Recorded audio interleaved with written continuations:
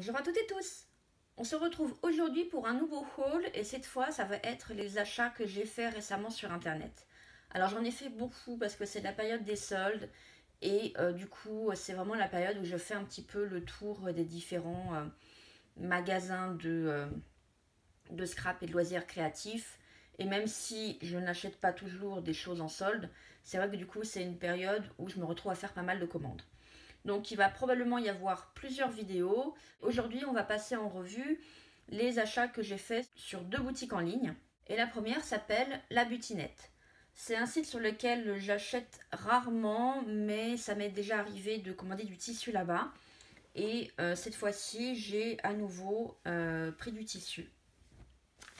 Cette très jolie étole, non, voile, c'est un tissu qui est assez fin. On voit légèrement ma main au travers, il est très léger, très agréable à porter. Il a une couleur beige très pâle qui lui donne une apparence un peu vintage, avec des motifs de fleurs, de végétation et des papillons. Les voyez à l'envers. Voilà, des papillons comme ça. Je le trouve vraiment magnifique. Alors moi je ne fais pas de couture, donc je ne pense pas m'en faire un vêtement. Encore que peut-être une simple étole, faudra voir. Mais a priori ce serait plus pour faire du craft avec.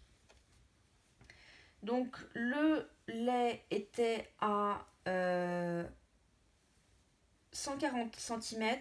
J'en ai pris 1,5 m de largeur. Donc le mètre coûtait 4,99 €, ce qui est très respectable.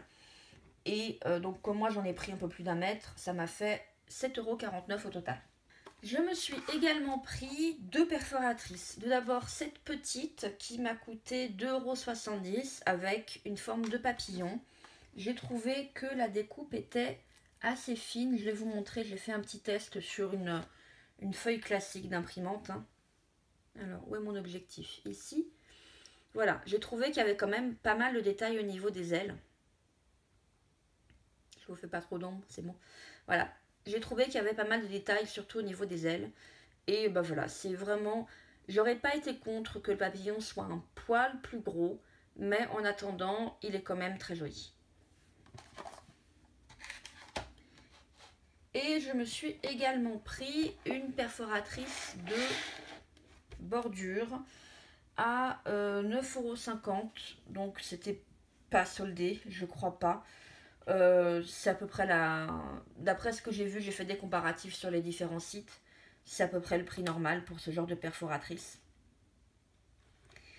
Et ça fait un moment en fait que j'ai envie de m'en prendre une, puisque comme je n'ai pas de machine de découpe, ben, du coup je suis quand même limitée en termes de jolies découpes que je puisse faire. Je ne suis pas très douée avec un cutter et encore moins avec une paire de ciseaux. Donc dès que c'est pour faire des trucs vraiment arabesques comme ça, c'est même pas la peine. Mais comme j'ai vraiment pas envie de m'acheter une machine de découpe, du coup je me suis dit je m'achèterai quelques perforatrices, mais il faut vraiment que le motif me plaise, et celui-là m'a vraiment beaucoup plu. Donc vous avez le choix, soit vous faites la moitié de la découpe et ça va vous donner quelque chose comme ça, ou sinon si vous faites la découpe, enfin la perforation plutôt, en entier, ça va vous donner cette très jolie bande. Voilà. Donc ceci, moi je le verrais bien collé le long d'une page.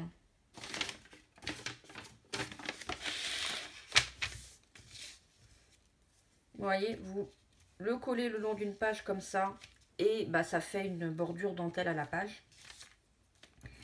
Et cette version là, vous le mettez en plein milieu par exemple, et ça vous fait une espèce de bande sous laquelle ensuite vous pouvez glisser autre chose. Et pour finir, à la butinette, je n'avais pas pris grand chose. Je me suis, oui, repris du washi tape, je sais. Je sais. Là, c'était un lot de 4 à 4,99 €. c'est le Vintage 3. Donc il est dans les tons violacés avec de l'écriture, un cachet de poste et un petit dessin d'oiseau dans les tons rougeâtres. Celui-ci, c'est que des horloges. Celui-ci, on a une dame avec une jolie robe un peu à l'époque victorienne, je crois, je dirais. Des vélos à grandes roues. Et celui-ci qui est mon préféré, c'est des dessins, j'ai envie de dire un peu Léonard de Vinci, vous voyez. Alors, pour que vous les voyez mieux, et aussi pour moi en fait, tous mes washi tape, j'en colle un petit bout sur un papier blanc pour que du coup je puisse voir l'effet aussi de transparence et comment les couleurs ressortent. Je vais aller vous chercher ça. Voilà, donc mes 4 nouveaux washi tape, les voici, et dans l'ensemble je les trouve vraiment très très jolis, ça fera très bien dans des junk journal. C'est tout pour la butinette et on va passer à la boutique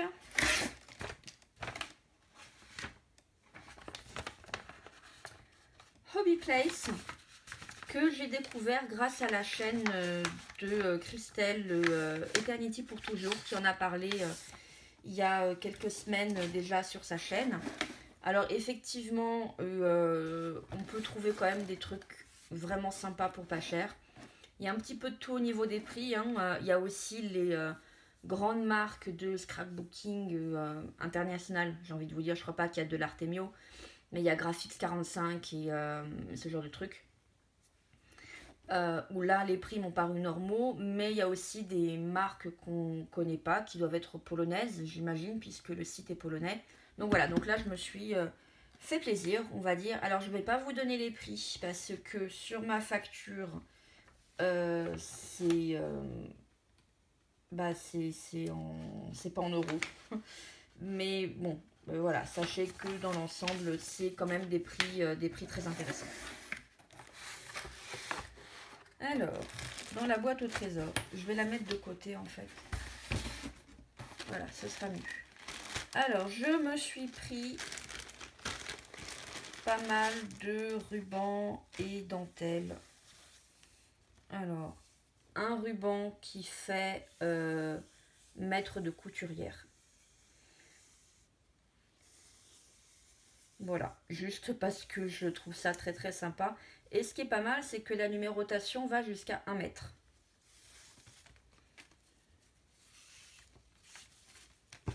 Voilà. Je me suis pris cette dentelle crème froncée. Parce que je n'avais pas du tout de la dentelle comme ça qui fait un petit peu froufrou. Du coup, je m'en suis pris quand même un bon petit morceau. Je me suis également pris, c'est le même motif, mais en version pas froncée, avec en plus des petits nœuds et des petites fleurs ici en satin. C'est peut-être mieux si je vous le montre dans ce sens-là en fait. Vous en verrez un plus grand morceau. Voilà, je l'ai pris en crème et en rose. Sachant que tout ce qui n'est pas déjà crème ou blanc, forcément je vais en découper un petit bout que je vais tremper dans du café pour voir comment ça transforme la couleur. Je me suis également pris ce magnifique morceau de dentelle. Alors celui-là, je l'ai choisi non seulement parce que il est beau en soi, mais aussi parce que il est fait d'éléments découpables en fait. Vous pouvez couper ici et avoir... Pardon. Voilà, vous pouvez couper ici et ne garder que la bande avec les fleurs comme ça, ou ne garder que une bande avec les éléments qui tombent comme ça. Vous pouvez découper pour avoir juste la petite fleur ou juste l'élément comme ça, ou même couper ici et ça vous fait un cœur. Bref, il est très modulable et c'est pour ça que j'en ai quand même pris une assez bonne longueur. Et je me suis pris également celui-ci, ouais, plutôt dans ce sens-là. Voilà, avec à nouveau une guirlande de fleurs avec des petites feuilles.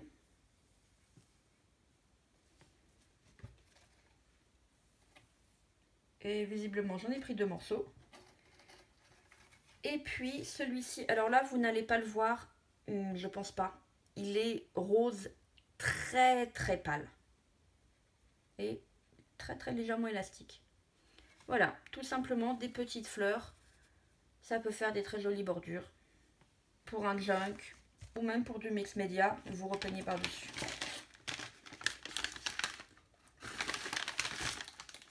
Alors, je me suis pris cette petite fiole en verre. J'ai aucune notion des tailles et je pensais que ce serait beaucoup plus petit que ça. Je m'étais quand même méfiée, donc j'en ai pris qu'une. Je me disais, je vais en prendre une, je vois ce que ça donne. Éventuellement, j'en reprendrai plus.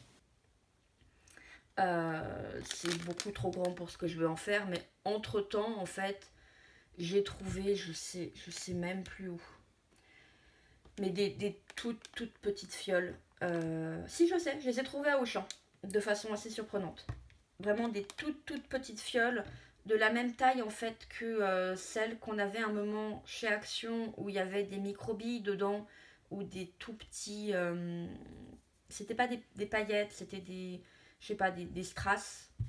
Ou, enfin voilà. Et c'est vraiment toute petite, toute petite. Et ah bah vous avez pas encore vu la vidéo. Peut-être. Je sais pas. Si. Je m'en suis servi pour des décorations de 2 junk journal. Dont un qui est celui que j'ai fait dans ma série de comment faire un junk journal. Alors je sais que j'ai du retard sur le montage des vidéos, donc vous ne l'avez pas encore vu en entier. Mais Angélique de la chaîne Mes Envies Créatives, comme c'était pour elle, elle l'a déjà reçu et elle l'a montré. Si vous n'avez pas la patience d'attendre que je mette en ligne toutes mes vidéos et notamment le flip-through détaillé de ce junk journal, ben dites-le moi et je vous indiquerai quelle vidéo sur la chaîne d'Angélique vous pouvez aller voir pour le voir de plus près. Et donc notamment, qu'est-ce que j'ai fait avec ce petit flacon? Je me suis pris des petites cartes et enveloppes. Par où ça s'ouvre? Par là.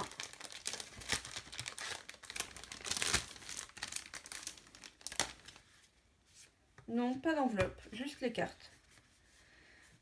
Voilà, eux ils disent Christmas Carol. Je trouve pas, enfin il y en a certaines, oui, c'est thématique Noël, mais c'est pas non plus super flagrant, sinon je l'aurais pas pris. Donc il y a 2 formats, il y a des allongés, comme ceci. Il y en a 2 exemplaires à chaque fois.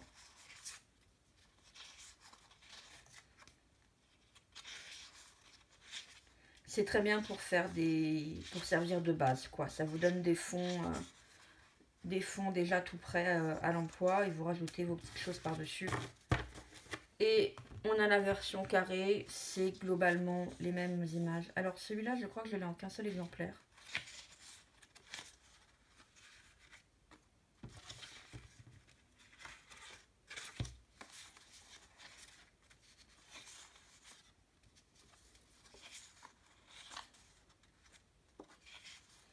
Vous voyez que la thématique Noël, elle n'est pas non plus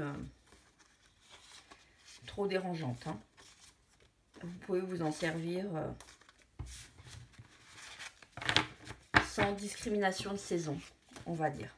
Ensuite, je me suis pris ce tampon écriture puisque j'ai déjà quelques tampons écriture, mais c'était plus des de l'écriture manuscrite, pas manuscrite justement, genre tapé à la machine. Et moi, je voulais vraiment quelque chose de manuscrit, mais de tout petit pour pouvoir faire des fonds. Et voilà. Alors, mon petit regret, c'est que d'office, en fait, vous avez des zones où l'encre est effacée. De mon point de vue, c'est pas nécessaire, hein. Il suffit de ne pas mettre d'encre ou très peu à ces endroits-là pour obtenir le même effet. du coup, bah là, ça vous impose en fait d'avoir toujours l'écriture effacée au même endroit. Je trouve ça un petit peu dommage. Mais bon, quand même, il était vraiment joli. Bah voilà. Et je crois qu'il est quand même temps que je m'arrête avec les tampons parce que je commence à en avoir quand même beaucoup. Par contre, je me suis repris quelques pochoirs parce que ça, j'en ai pas énormément. Donc là, c'est sur la thématique des abeilles, on va dire. Celui-ci, il est un peu plus moderne. Moi, ce qui m'a surtout plu, en fait, c'est les deux systèmes de gradation et le code barre. Même s'il est énorme, c'est quand même sympa. Mais à la limite, vous ne le prenez pas en entier. Hein. Je veux dire, vous tamponnez juste sur une petite surface comme ça. Et si vous avez d'autres petits tampons avec des chiffres, vous pouvez les mettre en dessous et ça vous fait un mini code barre. Hein. Et celui-ci avec des oiseaux, parce que j'adore les oiseaux. Je ne sais pas si j'étais bien dans le cadre tout à l'heure, donc au cas où, je vous le remontre. Voilà. Je me suis pris cet embellissement métal. C'était un test. Alors ce qui est bien, c'est que on peut le déformer pour si on n'a pas envie de le mettre sur quelque chose de plat, mais sur quelque chose de plus irrégulier. Bon, par contre, lui, il était un chouïa cher quand même pour une pièce unique, mais bon, c'est du métal. Donc, c'est un petit peu difficile de grogner. Je me suis pris des choses que j'ai envie d'essayer depuis très longtemps sans sauter le pas parce que je trouve toujours ça cher. Et donc, bah là, c'était pas mal comme prix. C'est des embellissements en bois, comme ça. mais plats, très ajourés. Et il y a une chaîne que je suis... comment elle s'appelle cette chaîne? Maremy Small Art, je crois. Un truc dans le genre. Elle fait beaucoup de carterie, de mix média, ce genre de choses. J'aime vraiment beaucoup ce qu'elle fait. Et notamment, elle utilise régulièrement ces genres de découpes. Et donc, ça me fait envie à chaque fois. Mais voilà, le prix était un petit peu rédhibitoire jusqu'à présent. Alors, il n'y avait pas forcément une très très grande variété sur le site Hobbyplace, mais je pense que c'est le genre de site en fait où il faut aller régulièrement pour surveiller les différentes évolutions du stock. Donc voilà, donc je me suis pris un petit peu de fleurs comme ceci et comme ceci. Je me suis pris également ces ronds. Je trouve ça très sympa et en fait l'idée c'est d'en prendre peut-être juste un petit bout pour rajouter de la texture et quelque chose d'un petit peu intéressant à votre création, mais qui va avoir quand même du relief puisqu'il va y avoir l'épaisseur du bois sans non plus avoir trop de relief pour que ça reste quand même quelque chose de relativement plat et donc facile à mettre sur une enveloppe ou sur un journal. Et également ces ovales, alors là il y en a deux, il y a des ronds et il y a des ovales, alors c'est très très fin. D'après la photo, je m'attendais pas à ce que ce soit aussi fin. Donc celui-là, il va pas être facile à utiliser, je pense. Et enfin, je me suis pris quand même un tout petit peu de papier de scrap. Alors ça, ce sont des fonds pour ATC. Hein, c'est déjà prédécoupé. Voilà, de l'autre côté, c'est tout blanc. Que dire, si ce n'est que c'est très joli. Je me suis pris, alors ils appellent ça des overlays, je crois, avec des papillons. C'est pas ce à quoi je m'attendais. Je pensais en fait que c'était des espèces de stickers, donc autocollants. Alors que là non, c'est juste une feuille de plastique transparent avec des papillons imprimés dessus. Honnêtement, je les trouve pas géniaux. Je sais pas si vous allez voir. Moi, je trouve que les impressions sont pixelisées. Je vais prendre une feuille blanche.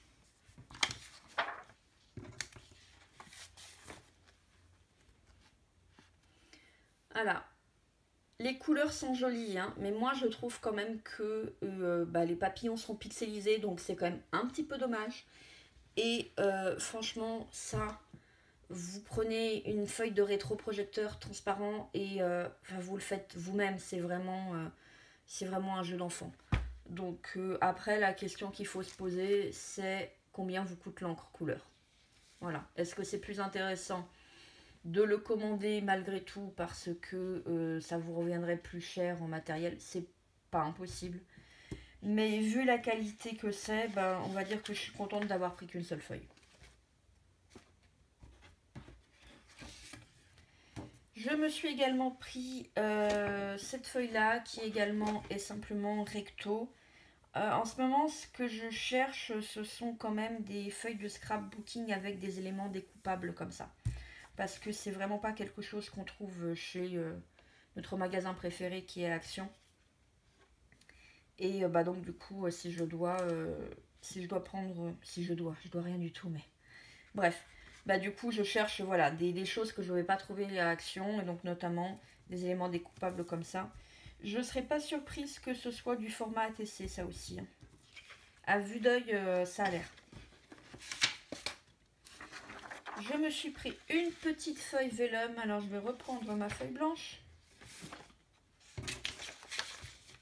Voilà, très voyage, un petit peu steampunk, puisqu'on a la pieuvre ici.